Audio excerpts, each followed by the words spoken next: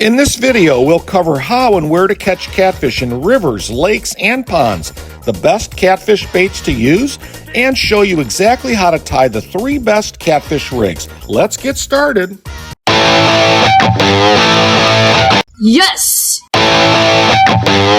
Okay, let's dive into a detailed guide on all the best baits to use for catfish in ponds, lakes, and rivers, along with exactly why each works so well in each environment. First off, pond catfishing. And the number one bait we use is always going to be chicken liver, which is such a classic catfish bait due to its strong odor and blood and protein content, which will attract catfish in from a distance, even up to about 100 yards away. It's pretty effective in smaller ponds, too, where catfish just may not have as many natural food sources to choose from.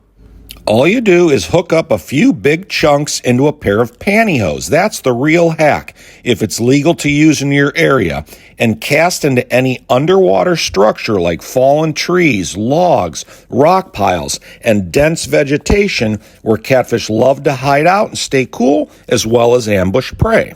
Second is live worms, a very versatile bait that'll catch every type of catfish in there, along with any other fish that's alive. The natural movement, scent, and wiggle of the nightcrawler is simply irresistible to catfish, especially channels and bullheads. Just thread 2 bigger, juicy, plump worms onto your octopus circle hook, making sure you leave the darker heads dangling free, because their movement in the water is what drives cats crazy. And third is stink bait, specially formulated to release a potent and pungent odor that all catfish find very hard to resist. And this stuff is particularly effective in smaller, enclosed ponds and in warmer water where the scent diffuses very quickly. Some folks mold the bait onto a treble hook with a small sponge to hold it securely together, but all we do is use 3 to 4 chunks of the dough bait and mold it into a ball right around your 5/0 circle hook. Then cast right onto the bottom where it works best to catch them. These stink baits are made in a number of different flavors and scents, dough, paste, and dip formats, but again, we really love best the dough balls. Okay, now let's cover the best baits to use if you were lake catfishing a bigger body of water or an inland lake. Live bluegill or live shad are by far the best options to catch channel catfish and flathead catfish if using live bait is legal where you live. The natural, oily flesh releases a strong scent trail that catfish will pick up on in no time. You can use them whole, hooked up front, or up through the lips to swim more naturally, or cut them in half into 5 to 6 inch chunks and use a larger 7/0 to 8/0 octopus circle hook for the bigger flatheads and blues that cut bait will attract.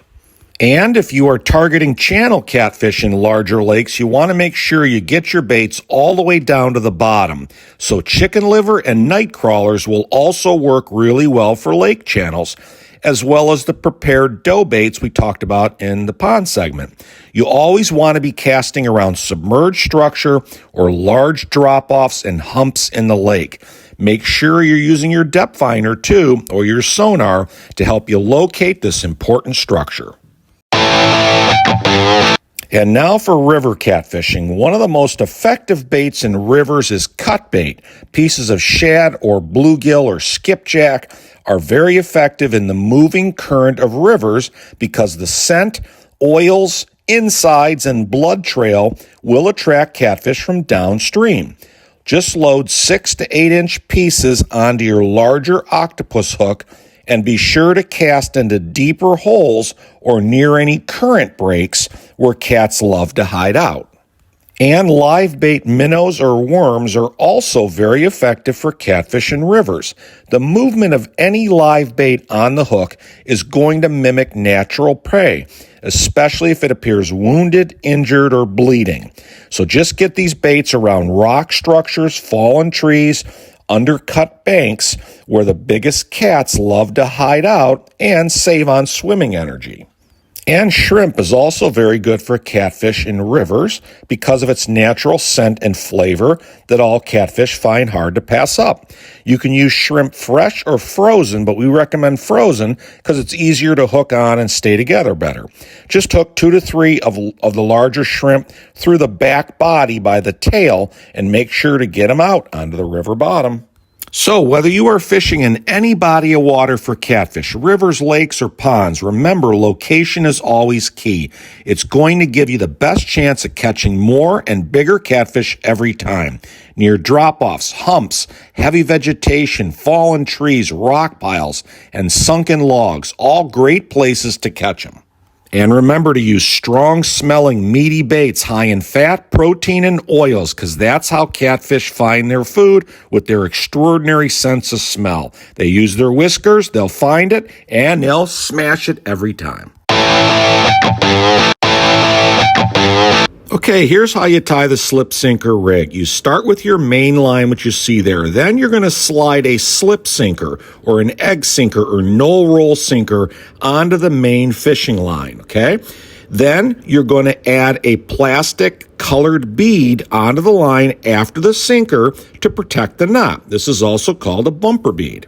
Then you tie a barrel swivel to the end of the main line using a strong uni knot.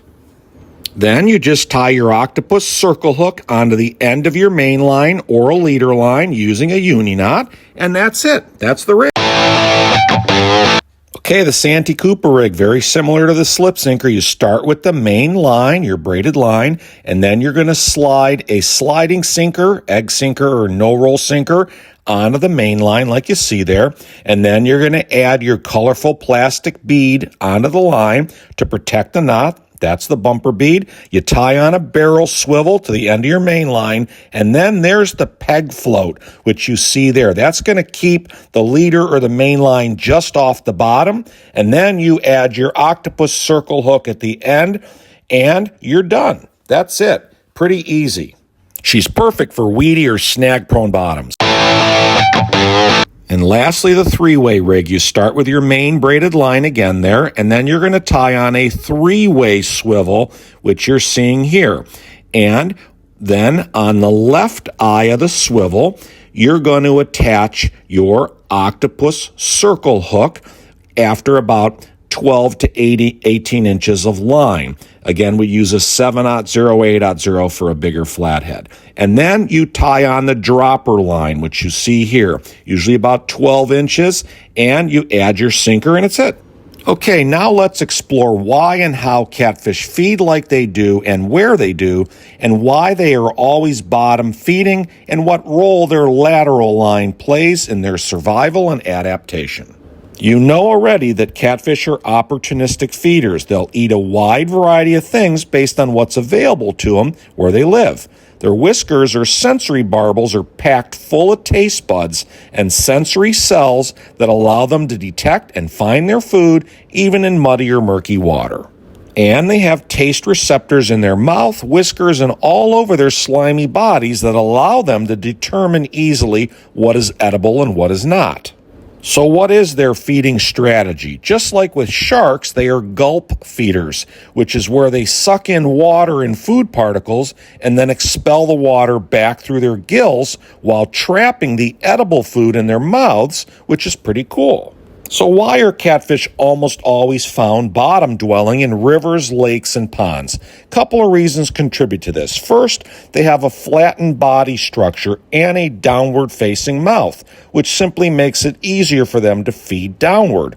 And second, they actually have a negative buoyancy, which means they naturally tend to sink to the bottom unless they actively swim upwards. This is because of their small swim bladders. Pretty cool. Bet you didn't know that. And the lake bottom is where more food sources are found, like decaying fish and plant material, as well as other small invertebrates and crustaceans that they also love to eat. And yes, catfish do indeed have a lateral line system, just like with bass and other fish.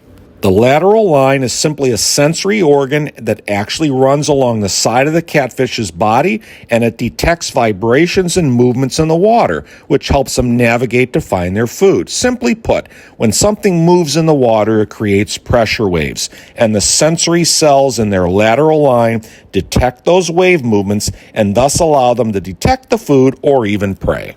This is obviously the reason why catfish are so adept at hunting at night or in dark or muddy water. So hopefully this gives you a better understanding and appreciation for why and how the catfish is considered a lowlife. That is, they have adapted themselves to live the bottom-dwelling lifestyle to survive and thrive. Go get 'em, gang. Happy catfishing. Okay, folks, thanks for watching. Please like this video, hit the subscribe button before you leave, and don't forget to enable your bell notifications so you never miss another great video coming your way.